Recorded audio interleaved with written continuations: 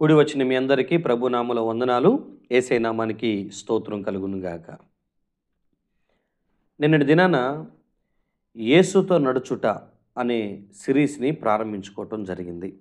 అందులో భాగంగా యేసుతో నడుచుటకు పిలువబడ్డాము అన్న అంశాన్ని నేర్చుకున్నాం.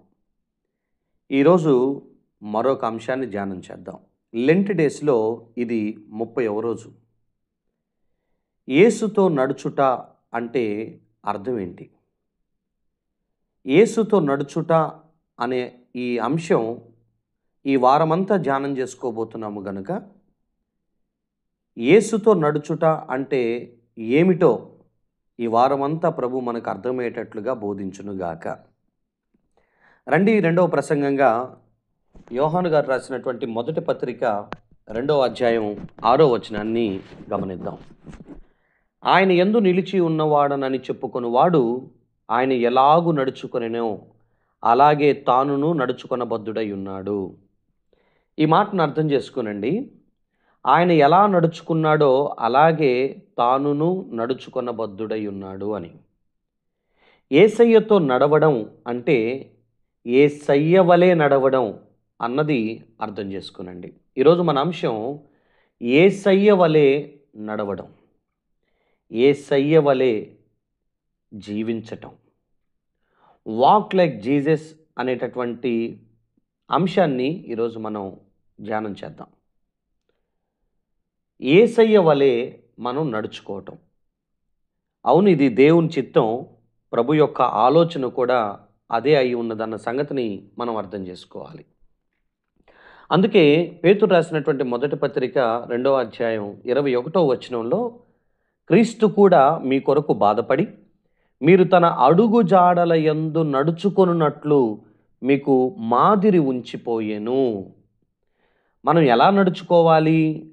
యేసయ్యతో నడవటము అనంటే యేసయ్య అడుగు జాడలలో నడవడము అన్న మాట ఇక్కడ రాయబడి ఉంది. అవును, యేసుక్రీస్తు ప్రభువారు మనకు మాదిరి. ఆయన ఎలా నడుచుకున్నాడో అలాగే మనం నడుచుకోవాలి. ఆయనే మనకొక మోడలు, ఆయనే మనకొక ఎగ్జాంపుల్ కూడా. ఆయనను అనుసరించుట, ఆయనను అనుకరించుట, ఆయన వలె బ్రతుకుట అనేది ప్రతి క్రైస్తవుడి యొక్క బాధ్యత అయి ఉన్నదన్న సంగతిని గుర్తు చేస్తున్నాను. మీకు ఇదే విషయాలను బైబిల్ పదే పదే మాట్లాడుతుందన్న సంగతిని గుర్తుపెట్టుకోవాలి. ఎఫెసీయులకు రాసినటువంటి పత్రిక 5వ అధ్యాయము 1వ వచనాన్ని గనక మీరు గమనిస్తే, కావున మీరు ప్రియులైన పిల్లల వలె దేవుని పోలి నడుచుకొనండి అని రాస్తుంటుంది. దేవుణ్ణి పోలి నడుచుకోవటం, బీ ఇమిటేటర్స్ ఆఫ్ గాడ్ అని రాస్తుంటుంది ఇంగ్లీష్లో. మనము దేవుణ్ణి పోలి నడుచుకోవటం అనేది దేవుని యొక్క ఆలోచన అయి ఉన్నది. అందుకే బైబిల్లో చాలామంది యేసయ్యను మాదిరిగా పెట్టుకొని వారి వ్యక్తిగత, ఆధ్యాత్మిక లేదా సేవా జీవితంలో ఫలభరితంగా వాళ్ళు ముందుకు వెళ్ళగలిగారు. పౌలు గారు తన స్టేట్మెంట్లో ఒక అద్భుతమైనటువంటి పదాన్ని వాడతారు. కొరింథీయులకు రాసినటువంటి మొదటి పత్రిక 11వ అధ్యాయం 1వ వచనంలో, నేను క్రీస్తుని పోలి నడుచుకున్న ప్రకారం మీరును నన్ను పోలి నడుచుకోండి అని అంటారు. నేను క్రీస్తును పోలి నడుచుకున్నాను, ఆయన వలె బ్రతికాను. నేను నడుచుకున్న తీరు క్రీస్తును పోలి నడుచుకున్నాను. యేసయ్యతో నడవడము అంటే యేసయ్య వలె నడవటము అన్న దానికి ఈ రిఫరెన్సులన్నీ కూడా మనకు ఆధారమై ఉన్నాయి. యేసయ్యను మాదిరిగా పెట్టుకొని నడవడం, దేవుణ్ణి పోలి నడవటం, ఈ లేఖనాల్లో ఉన్నటువంటి అర్థాన్ని మనం అర్థం చేసుకోవాలి. ఈరోజు మన అంశం ఆయన వలె నడుచుకోవటం, యేసయ్య వలె నడుచుకోవటం. రండి, అసలు యేసయ్య ఏ విధంగా తాను నడుచుకున్నాడో, ఎలా జీవించాడో మనకు తెలిస్తే అదే మాదిరిని మనం కూడా మన జీవితంలో అనుసరించడానికి, అలా బ్రతకడానికి మనం ప్రయత్నం చేయొచ్చు. యేసయ్య భూమి మీద ఉన్నప్పుడు చేసినటువంటి కొన్ని పనులు, లేదా ఆయన ఏ విధంగా నడుచుకున్నాడు అనేటటువంటి విషయాలను కొన్నిటిని మనం ధ్యానం చేసుకుందాం. యోహాను రాసినటువంటి యోహాను సువార్త 6వ అధ్యాయం దగ్గరికి రండి. 38వ వచనాన్ని మీరు గమనించండి. నా ఇష్టమును నెరవేర్చుకొనుటకు నేను రాలేదు, నన్ను పంపిన వాని చిత్తము నెరవేర్చుటకే పరలోకము నుండి దిగి వచ్చి తిని అని రాసుంటుంది. నా ఇష్టాన్ని నెరవేర్చుకోవటానికి కాదు, నన్ను పంపిన వాని చిత్తాన్ని నెరవేర్చడానికే పరలోకం నుంచి నేను దిగి వచ్చాను అని. ఈ పదాన్ని అర్థం చేసుకోనండి. యేసుక్రీస్తు ప్రభులు వారు ఎలా నడుచుకున్నారు అనంటే, తండ్రికి విధేయుడిగా నడుచుకున్నాడు తప్ప తన ఇష్టాన్ని, తన కోరికను, తన ఆలోచన ప్రకారంగా కాక, తండ్రి ఏదైతే తన పట్ల ఒక ఉద్దేశం కలిగి ఉన్నాడో ఆ ఉద్దేశాన్ని గౌరవిస్తూ, విధేయత చూపుతూ, ఆ తండ్రి యొక్క చిత్తాన్ని అనుసరించుకుంటూ ఈ భూమి మీద బ్రతికారు ఆయన. విధేయత కలిగినటువంటి జీవితం యేసు ప్రభుది. తండ్రి అయిన దేవునికి ఎల్లప్పుడూ విధేయుడిగా తన జీవితాన్ని ముందుకు తీసుకుని వెళ్ళినట్లుగా మనం గమనిస్తాం. క్రైస్తవుని జీవితంలో దేవుణ్ణి పోలి నడుచుకోవటం, లేదా క్రీస్తుని పోలి నడుచుకోవటం, క్రీస్తు మాదిరిని అనుసరించటం అనేది మీరు చెయ్యాలి అనంటే, ఆయన వలె మీరు కూడా విధేయత కలిగి బ్రతకటం అనేది చాలా ప్రాముఖ్యమైనటువంటి అంశం. ఈ రోజుల్లో ఎవరికి విధేయత చూపలేనటువంటి పరిస్థితి, ఎవరి ఇష్ట ప్రకారంగా వాళ్ళు బ్రతుకుతున్నటువంటి పరిస్థితులే ఎక్కువైపోయి ఉన్నాయి. తల్లిదండ్రుల యొక్క ఆలోచన ప్రకారంగా పిల్లలు నడవలేకపోతున్నారు. గురువులకి విధేయత కానీ, సేవకులకి విధేయత కానీ, పెద్దవారికి విధేయత కానీ, కనిపెంచినటువంటి తల్లిదండ్రులకు విధేయతగా ఉండటం కానీ ఈ రోజుల్లో కరువైపోతుంది, కొదువుగా కనపడుతున్నటువంటి పరిస్థితి. విధేయత అంటే దాని అర్థం మన సొంత ఇష్టాన్ని పక్కన పెట్టి ఎవరికైతే మనం విధేయత చూపుతున్నామో వారి ఇష్ట ప్రకారంగా మనం బ్రతకటము అని అర్థం. అంటే చెప్పిన పనిని చేసే విషయంలో, వారి ఆలోచనకి అనుగుణంగా నడుచుకునే విషయంలో, వారి ఇష్టాన్ని మనం ఇష్టంగా భావించి ముందుకు వెళ్ళే విషయంలో విధేయత అనేటటువంటి అంశం చాలా ప్రాముఖ్యమైనది. అవును, యేసుక్రీస్తు ప్రభువారి భూమి మీద తండ్రికి విధేయుడు. తన ఇష్టం చొప్పున బ్రతకటానికి రాలేదు, కానీ తండ్రి యొక్క చిత్త ప్రకారంగా బ్రతకటానికి, తండ్రి యొక్క ఆలోచన ప్రకారంగా జీవించటానికే తన జీవితాన్ని వెచ్చించినట్లుగా మనం చూస్తాం. ఆయన విధేయతని శ్రమల ద్వారా నేర్చుకున్నాడు అని హెబ్రీ పత్రికలో రాయబడి ఉంటుంది. అవును, క్రీస్తు ప్రభులు వారు విధేయత కలిగినటువంటి కుమారుడిగా, విధేయత కలిగినటువంటి వ్యక్తిగా మనకు కనిపిస్తారు. సో మన జీవితంలో కూడా విధేయత కలిగి బ్రతకటానికి మనం ప్రయత్నం చేయాలి. మీకు హెబ్రీ పత్రిక 5వ అధ్యాయంలో 7-8 వచనాలను గనక మీరు గమనిస్తే, శరీరధారి అయి ఉన్న దినములలో మహారోధనముతో కన్నీళ్లతో తన్ను మరణం నుండి రక్షించగల వానికి ప్రార్థనలను యాచనలను సమర్పించి భయభక్తులు కలిగి ఉన్నందున ఆయన అంగీకరించబడెను. ఆయన కుమారుడై ఉండి తాను పొందిన శ్రమల వలన విధేయతను నేర్చుకొనెను అని రాసుంటుంది. ఆ 9-10 వచనాల్లో కూడా, మరియు ఆయన సంపూర్ణ సిద్ధి పొందినవాడై మెల్కీసెదెకు యొక్క క్రమములో చేరిన ప్రధాన యాజకుడని దేవుని చేత పిలువబడి తనకు విధేయులైన వారందరికీ నిత్య రక్షణకు కారకుడాయెను అన్న పదం చేర్చబడింది. మనం నమ్మినటువంటి యేసుక్రీస్తు ప్రభువారు ఎలా నడుచుకున్నారు అనంటే, తండ్రి అయిన దేవుడికి విధేయుడిగా బ్రతికాడు ఆయన. విధేయత ఒక మనిషి యొక్క అభివృద్ధికి, ఒక మనిషి యొక్క ఘనతకు కారణమవుతుందన్న సంగతిని మీరు ఏ రోజు మర్చిపోవద్దు. విధేయత కలిగి బ్రతకటం ప్రతి క్రైస్తవుడికి అదొక విధి. తండ్రి అయిన దేవుడికి విధేయత కలిగి ఉండటం, వాక్యానికి విధేయత చూపటం, ఇది మొదటి విషయం. ఆయన వలే నడుచుకోవటం అంటే ఆయన విధేయత కలిగి ఉన్నాడు కాబట్టి మనం కూడా విధేయత కలిగి బ్రతకటం అనేది మనం నేర్చుకోవాల్సినటువంటి అవసరం. ఫిలిప్పీలకు రాసినటువంటి పత్రిక 2వ అధ్యాయం 5-8 వచనాల వరకు ఉన్నటువంటి విషయాలను మీరు గమనిస్తే, క్రీస్తు యేసుకు కలిగిన ఈ మనసును మీరును కూడా కలిగి ఉండాలి. ఎలాంటి మనసు అయింది? ఆయన దేవుని స్వరూపము కలిగిన వాడై ఉండి, దేవునితో సమానంగా ఉండుట విడిచిపెట్టకూడని భాగ్యమని ఎంచుకొనలేదు గాని, మనుషుల పోలికగా పుట్టి దాసుని స్వరూపం ధరించుకొని తన్ను తానే రిక్తునిగా చేసుకొనెను. మరియు ఆయన ఆకారమందు మనుషుడిగా కనపడి మరణము పొందినంతగా, అనగా శిలువ మరణం పొందినంతగా విధేయత చూపిన వాడై తన్ను తాను తగ్గించుకొనెను. అందుచేత పరలోకమందున్న వారిలో గాని, భూమి మీద ఉన్న వారిలో గాని, భూమి క్రింద ఉన్న వారిలో గాని ప్రతివాని మోకాలును యేసు నామమున వంగునట్లు, ప్రతివాని నాలుక తండ్రి అయిన దేవుని మహిమార్థమై యేసుక్రీస్తు ప్రభు అని ఒప్పుకొనున్నట్లు దేవుడు ఆయనను అధికముగా హెచ్చించి ప్రతి నామమునకు పైనామమును ఆయనకు అనుగ్రహించెను అని. ఇక్కడ మీకు 3 విషయాలు అర్థం చేసుకోనండి. ఆయన విధేయత చూపాడు అని 8వ వచనంలో రాయబడి ఉంది. అంత మాత్రమే కాదు, తన్ను తాను తగ్గించుకొనెను అని రాసుంటుంది. ఆయన ఎంత ఒబీడియంటో అంత హ్యూమిలిటీ ఆయన జీవితంలో ఉంది. తగ్గింపు స్వభావం, తన్ను తాను తగ్గించుకునే విధానం యేసు ప్రభు కంటే ఇక ఎవరు కూడా అంతగా తగ్గించుకుంటారు అంటానికి వీలు లేనంతగా దేవునితో సమానంగా ఉండే భాగ్యం.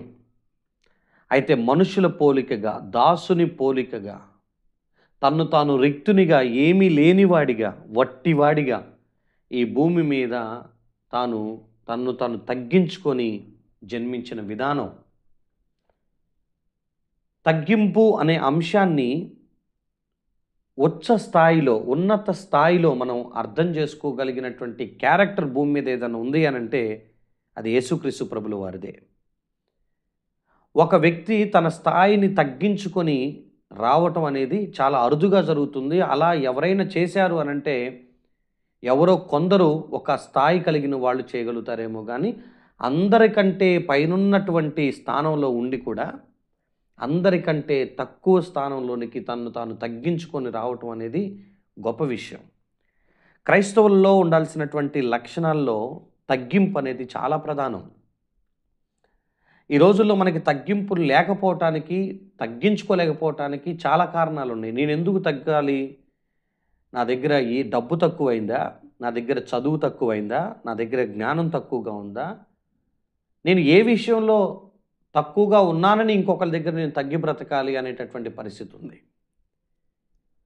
క్రీస్తు ప్రభులు వారు తన్ను తాను తగ్గించుకుని జీవించినటువంటి పరిస్థితులు మనం చూడగలుగుతాం. అవును, మన స్థితి స్థాయిని కూడా పక్కన పెట్టి దేవుని ఎదుట మనల్ని మనం తగ్గించుకొని బ్రతకటం అనేది మనకి ఎప్పటికైనా ఉపయోగకరమైంది, మేలుకరమైంది. లేఖనం చెప్తుంది కదా, తన్ను తాను తగ్గించుకొని వాడు హెచ్చించబడతాడు అని.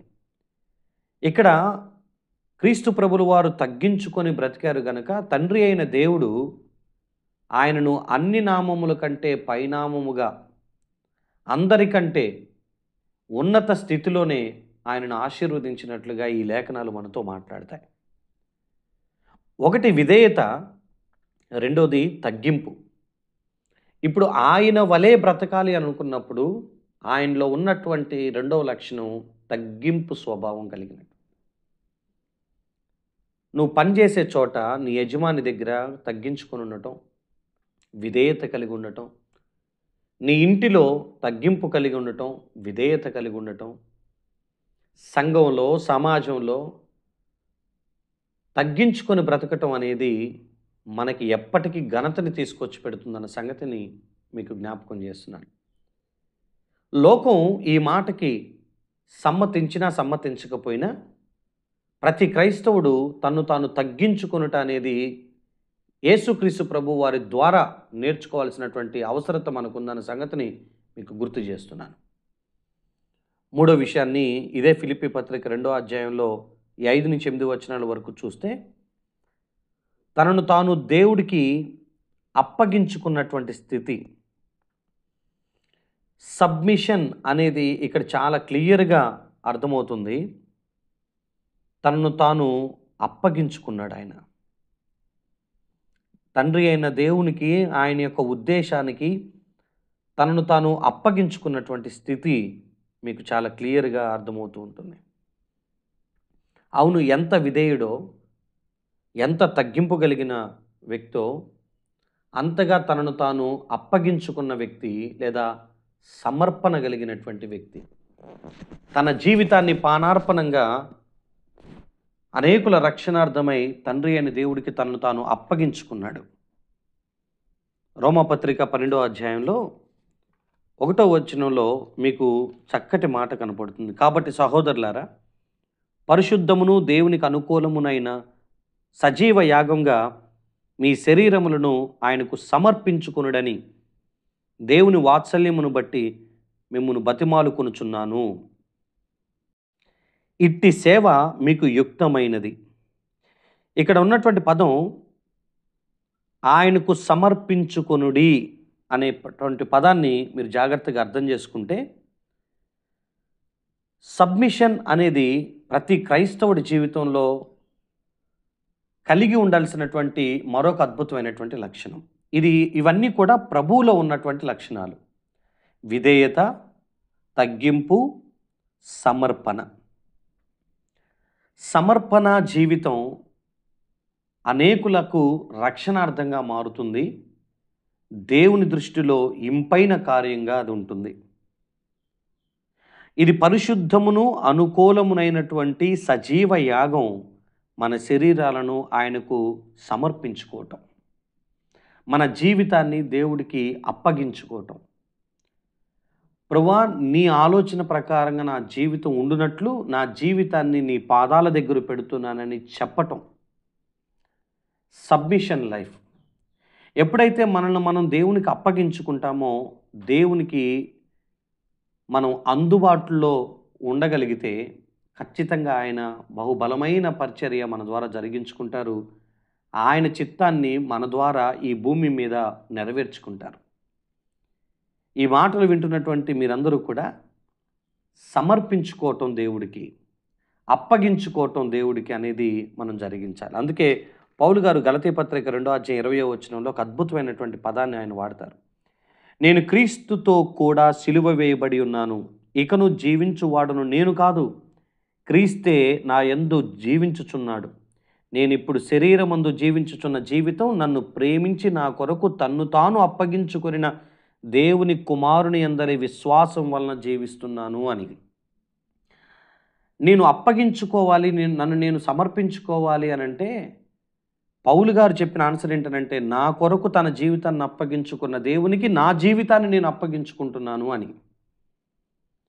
ఇక జీవితం నాది కాదు, నా కొరకు తన జీవితాన్ని అప్పగించినటువంటి దేవుడికే నా జీవితం అప్పగిస్తున్నాను అనేది ఆయన యొక్క తీర్మానమై ఉన్నది.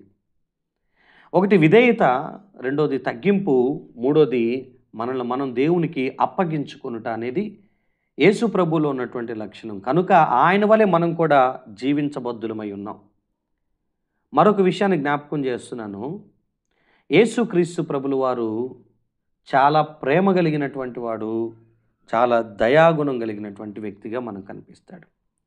ఆయనలో లవ్ అండ్ కంపాషన్ అనేది ఎక్కువగా చూస్తాం మనం.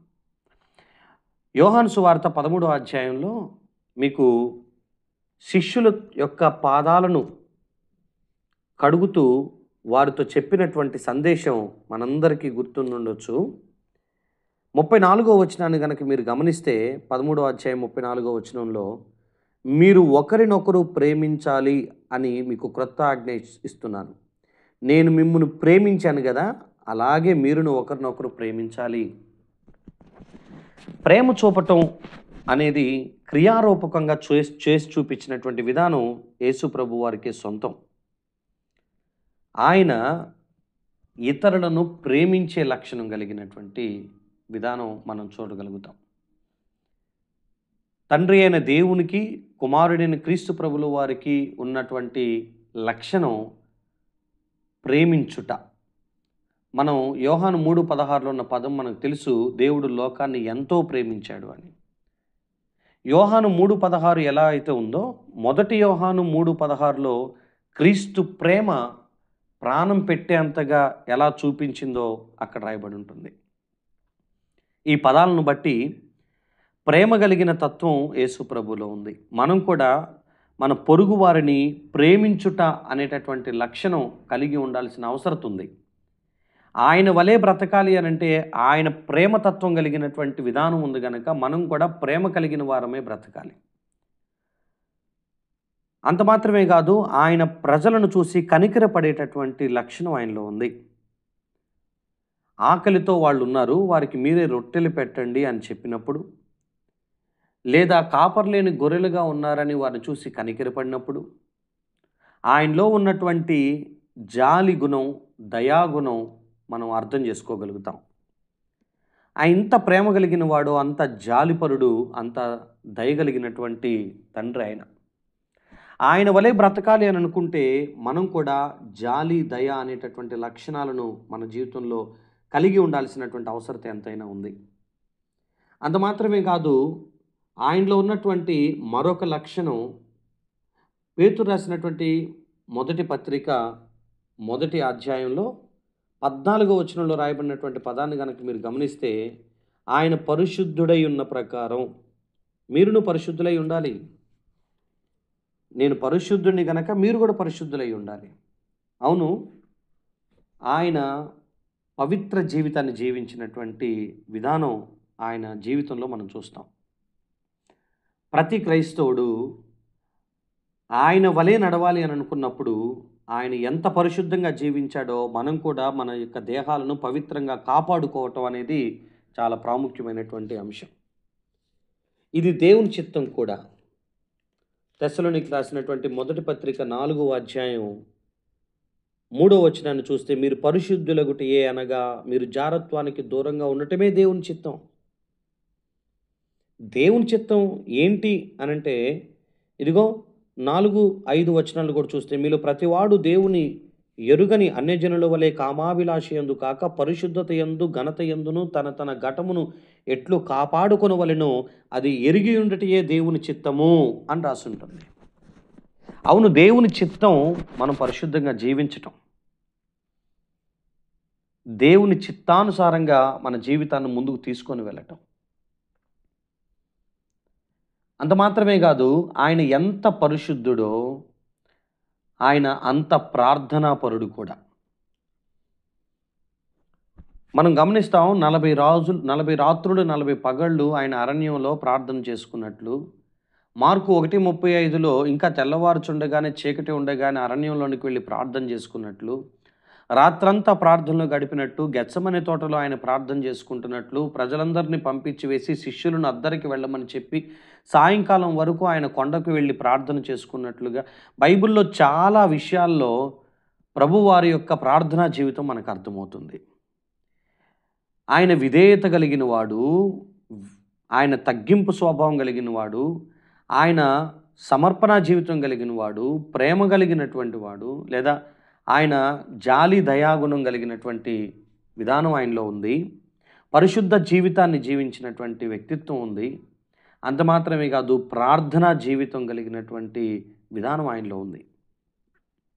ప్రార్థనా జీవితం కలిగి ఉండటం అనంటే దేవుడి మీద ఆధారపడి బ్రతుకుతున్నాడు అని అర్థం. మీ బలం మీద కానీ, మీ సొంత జ్ఞానం మీద కానీ, మీ తెలివితేటల మీద కానీ కాక దేవుని యొక్క కృప మీద ఆధారపడి మన జీవితాలను ముందుకు తీసుకొని వెళ్ళటం, అది మన జీవితానికి ఎంతైనా ఆశీర్వాదకరం. ప్రార్థన చేస్తున్నాము అంటే దాని అర్థం మనం దేవుని మీద ఆధారపడుతున్నాము అని. ప్రార్థన జీవితం మన జీవితంలో ఆయనలాగా మనం కూడా కలిగి ఉండటం ఎంతైనా ప్రాముఖ్యమైనటువంటి విషయం. ఇవన్నీ కూడా ఆయన బ్రతికిన జీవితమే. ఆయన వలె మనం కూడా ఈ లక్షణాలను కలిగి ఉండాలి. ప్రార్థనాపరుడు ఆయన. అంత మాత్రమే కాదు, ఆయన దేవుని వాక్యానికి విధేయుడు. మనం మత్తయి సువార్త 4వ అధ్యాయంలో 3 రకాల శోధనలు వచ్చినప్పుడు ఆ 3 రకాల శోధనలు జయించే క్రమంలో దేవుని లేఖనం ఇలా చెబుతుంది కదా, ఇలా వ్రాయబడి ఉంది కదా అని ప్రతీది కూడా దేవుని యొక్క లేఖనాన్ని అనుసరిస్తూ బ్రతికినటువంటి జీవితం ఆయనలో ఉంది. వాక్యానుసారమైన జీవితం, ప్రార్థనా జీవితం, పరిశుద్ధ జీవితం, ప్రేమ జాలితో కూడిన జీవితం, సమర్పణ జీవితం, వినయంతో కూడినటువంటి, తగ్గింపు కలిగినటువంటి, విధేయత కలిగినటువంటి జీవితం. అంత మాత్రమే కాదు, చివరిగా మరొక మాట కూడా జ్ఞాపకం చేస్తున్నాను. ఆయన సర్వీస్ అండ్ సాక్రిఫైస్ అనేటటువంటి లక్షణం కలిగినటువంటి విధానం. ఇతరులకు సేవా తత్వం, ఇతరుల ఎడల త్యాగపూరితమైనగా బ్రతకటం అనేది ఆయన సొంతం. ఇతరులకు పరిచర్య చేయటం. ఆయన అంటారు కదా, నేను ఈ భూమి మీదకి పరిచారం చేయించుకొనుటకు రాలేదు, పరిచర్య చేయటానికే వచ్చాను. అనేకులకి విమోచన క్రయధనంగా నా ప్రాణాన్ని పెట్టడానికే వచ్చానని చెప్తారు. ఆయన ఇతరులకి పరిచర్య చేయటానికి వచ్చినటువంటి విధానం మనం చూస్తాం. త్యాగము, పరిచర్య, ఈ రెండు ప్రభువారిలో ఉన్న మరొక లక్షణం. భూమి మీద సేవను చేస్తున్నటువంటి సేవకులైనా, లేదా ఆయన నమ్మినటువంటి దేవుని పిల్లలైనా, సొసైటీకి మనం సర్వీస్ చేయాలి. అవసరం అనుకుంటే ఆ సొసైటీ నిమిత్తమై, రక్షణ నిమిత్తమై లైఫ్లో త్యాగపూరితంగా కూడా బ్రతకాలి. ఈ విధంగా మాట్లాడుకుంటూ వెళ్తే అనేక సంగతులు ప్రభువారి యొక్క జీవితాన్ని గురించి మనం మాట్లాడుకోవచ్చు. ఆయన క్షమాగుణం కలిగినటువంటి తండ్రి. క్షమిస్తాడు ఆయన. తండ్రి, వీరేం చేయుచున్నారో వీరెరుగురు కనుక వీరిని క్షమించమని ఆఖరి శ్వాస విడిచే టైంలో కూడా ఇతరులను క్షమించి తన విలక్షణమైనటువంటి లక్షణాన్ని ప్రజలందరికీ చూపించినటువంటి విధానం మనం చూస్తాం. ఆయనకి క్షమా గుణం ఆయనలో ఉంది. ఇప్పుడు ఆయన వలె మీరు నడుచుకోవాలనంటే ఇన్ని లక్షణాలు ఉన్నాయి. ఆయన వలె మనం బ్రతకాలంటే క్షమించగలగాలి, ఇతరులకు సేవ చేయగలగాలి, ఇతరులకి త్యాగపూరితంగా ఇతరుల పట్ల మనం ఉండాలి, పరిశుద్ధంగా బ్రతుకుతూ ప్రార్థనా జీవితాన్ని కలిగి దేవుని వాక్యాన్ని అనుసరిస్తూ ప్రేమ, జాలి, దయ అనేటటువంటి లక్షణాలను కలిగి ఉంటూ సమర్పించబడుతూ మనం విధేయతతో మనల్ని మనం తగ్గించుకొని బ్రతకటం, ఈ అన్ని లక్షణాలన్నీ కూడా మనం కలిగి ఉండాల్సినటువంటి పరిస్థితి ఎంతైనా ఉంది. ఇవన్నీ మనం చెయ్యాలి అనంటే మనలో కొన్ని అలవాట్లు ఉండాలి. ఎలా ఆయన్ని పోలి నడుచుకోగలుగుతాను, ఎలా ఆయన వలె బ్రతకగలుగుతాను అనంటే గుర్తుపెట్టుకోనండి. ఒక 2-3 విషయాలు మీతో చెప్తాను. ఆయన వలె బ్రతకాలి అనంటే మీలో ఉండాల్సినటువంటి కొన్ని లక్షణాలు ఏంటనంటే, ప్రతిరోజు ప్రార్థనా జీవితం కలిగి ఉండటం అనేది అలవాటు చేసుకోనండి. ప్రార్థన ఆయన మీద ఆధారపడటానికి, ఆయన వలె బ్రతకటానికి మిమ్మల్ని ప్రేరేపిస్తుంది, ప్రోత్సహిస్తుంది, బలపరుస్తుంది. ఆయన వలె బ్రతకటం అనేది ప్రార్థన ద్వారా సాధ్యం. ప్రతిరోజు వాక్యాన్ని ధ్యానించటం ద్వారా కూడా సాధ్యం. ఎందుకంటే ఆయన ఎలా బ్రతికాడో తెలియాలనంటే లేఖనాలను నువ్వు చదివి తీరాల్సిందే. లేఖనాలను నువ్వు చదువుతున్నప్పుడు ఆయన ఎలా జీవించారు అనేది మీకు అర్థమవుతుంది కనుక ఆయన వలె బ్రతకటానికి దేవుని యొక్క వాక్యం మిమ్మల్ని ప్రేరేపిస్తుంది. అది మీకు మాదిరిని చూపించగలుగుతుంది. ఆయన ఎలా బ్రతికాడో వాక్యం ద్వారా చదువుకొని ప్రార్థన చేసుకొని మీరు ఆయన వలె బ్రతకాలి అని నిర్ణయించుకున్నప్పుడు పరిశుద్ధాత్మ దేవునికి మనల్ని మనం అప్పగించుకోవటానికి కూడా మీరు ప్రిపేర్ అవ్వండి. 3వ లక్షణం, దేవుని యొక్క ఆత్మకి మిమ్మల్ని మీరు అప్పగించుకోనండి. దేవా, నేను క్రీస్తుని పోలి నడవాలనుకుంటున్నాను. లేఖనం ఇలా చెప్పింది, ఆయన ఇలా నడుచుకున్నారని, అందుకరికి నేను ప్రార్థన చేస్తున్నాను, నన్ను ఈ విధంగా నడిపించు, ఆయన వలె ఈ భూమి మీద నేను నడుచుకున్నట్లు అని పరిశుద్ధాత్మ దేవుని సహాయం అడగటం నేర్చుకోనండి. ఈ 3 విషయాలు మీకు చాలా ప్రాధాన్యం. వాక్యం ధ్యానించటం, ప్రార్థన చేయటం, పరిశుద్ధాత్మ దేవుని యొక్క సహాయం కలిగి ఉండటం. ఇకపోతే 4వది, ఈ 4 పిల్లర్స్ గుర్తుపెట్టుకునండి. వాక్యము, ప్రార్థన, పరిశుద్ధాత్మ దేవుని యొక్క సహాయంతో పాటు సంఘ సహాయాన్ని తీసుకోనండి. సేవకుల లేదా తోటి విశ్వాసుల లేదా సంఘ వ్యవస్థలో మీరు క్రీస్తుని పోలి నడుచుకున్నట్లు సంఘంలో సేవకుని యొక్క సహాయాన్ని, తోటి విశ్వాసుల యొక్క సహాయాన్ని తీసుకొని వారిని మాదిరిగా పెట్టుకొని వారి యొక్క మాటలు, వారి యొక్క ప్రోత్సాహాన్ని బట్టి క్రీస్తుని పోలి నడుచుకోవటానికి అడుగులు వేయండి. ఈ 4 పిల్లర్స్ మీకు కలిగి ఉంటే యేసు వలె బ్రతకటానికి మీకు సాధ్యమవుతుంది భూమి మీద. ఈరోజు ఈ అంశాన్ని ఆయన వలె నడుచుకోవటం లేదా యేసయ్య వలె నడవటం అనేటటువంటి అంశాన్ని మీరు దీన్ని చాలా సీరియస్‌గా తీసుకోనండి. ఎందుకనంటే మీ ఆశీర్వాదం అంతా ఇందులోనే దాగి ఉంది.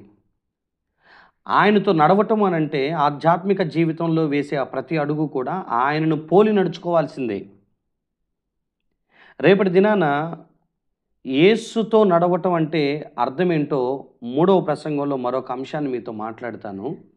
ఈరోజు ఈ అంశాన్ని జాగ్రత్తగా అర్థం చేసుకొని ఇన్ని విధాలుగా ఆయన వలె మనం నడుచుకోగలిగితే మన జీవితం ధన్యమవుతుంది, దీవెనకరంగా ఉండగలుగుతుంది. ప్రభు ఈ మాటలు దీవించునుగాక. మోకరించండి, కళ్ళు మూసుకోనండి, ప్రార్థన చేసుకొని మనం ముగించుకుందాం. పరిశుద్ధుడా మీకు వందనాలయ్యా. ఈ సమయంలో నీ పరిశుద్ధ నామం చేరి ప్రార్థన చేస్తున్నాను. మా ప్రియ పిల్లల్ని మీ చేతులకు అప్పగిస్తున్నాను తండ్రి.